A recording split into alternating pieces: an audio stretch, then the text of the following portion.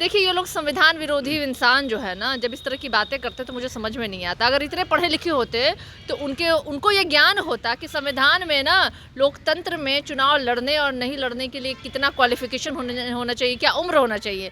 लेकिन ये लोग क्या है, ये लोग तो पढ़ लिख करके अनपढ़ गंवार हैं ये लोग। क्या तेजस्वी जी का नेतृत्व स्वीकार नहीं हो उपेंद्र कुशवाहा को साथ में होने के बावजूद भी? सबसे बड़ी बात है, जो इंसान ये बोल रहा है वो किसे स्वीकार है? जिन्होंने हमेशा स्वार्थ की राजनीति की, उनका स्वार्थ बिहार की जनता को स्वीकार नहीं है। उनका स्वार्थ जिस पार्टी में वहाँ उनको स्वीकार नहीं किया जा रहा। तो अभी तो उनकी खुद ही जो उनकी पूरी आइडेंटिटी है ना, वो अभी प्रश्न चिन्ह लगा हुआ है।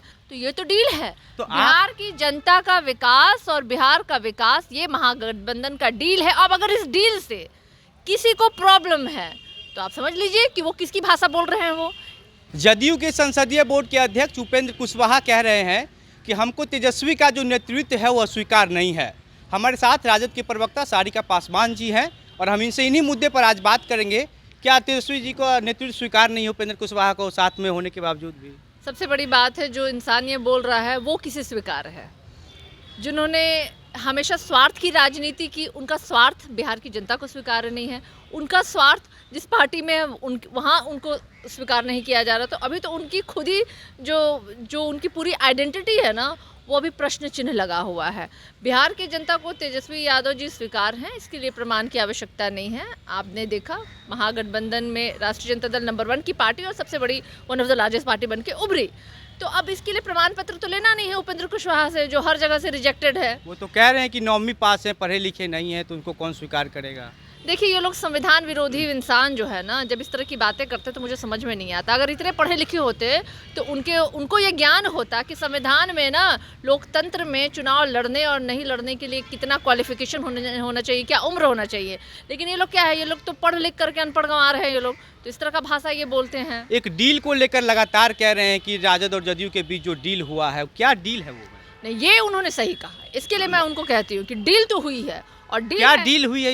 ये इसका पर्दा फाश मैं कर देती हूँ। वो जो डील हुई है वो है बिहार का विकास, बेरोजगारों को नौकरी, अच्छा लॉ एंड ऑर्डर हो।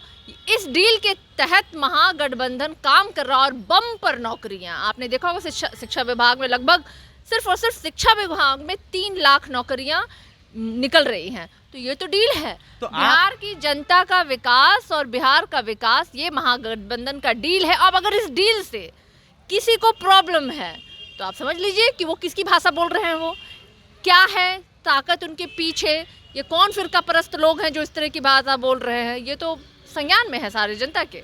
तो वो तो कह रहे हैं कि मतलब जो डील है, उसी डील की वजह से हमको पार्टी से दरकिनार किया जा रहा है। देखिए, उनका एक्सेप्टेंस जो है ना वो खत्म हो चुका है। उनकी जनता ही उनको रिजेक्ट कर चुकी है। तो अब उनको स्वीकार कौन करेगा? आज तो ये भी खबर चल रही है कि जो पार्टी नया पार्टी भी बनाने का प्लान कर रहे हैं, उनके लोग जो है पार्टी का नाम पहले की पार्टी को तो उन्होंने नेस्तनाबूद कर दिया। अपने कार्यकर्ताओं के मान सम्मान का उन्होंने ध्यान नहीं रखा, स्वार्थ की राजनीति उन्होंने की। तो ऐसे स्वार्थी व्यक्तियों का अंततः यही होता है। आज वो कहीं के नहीं रह गए हैं। तो देखा आपने, हमारे साथ राजद के प्रवक्ता सारिका पासवान जी थी।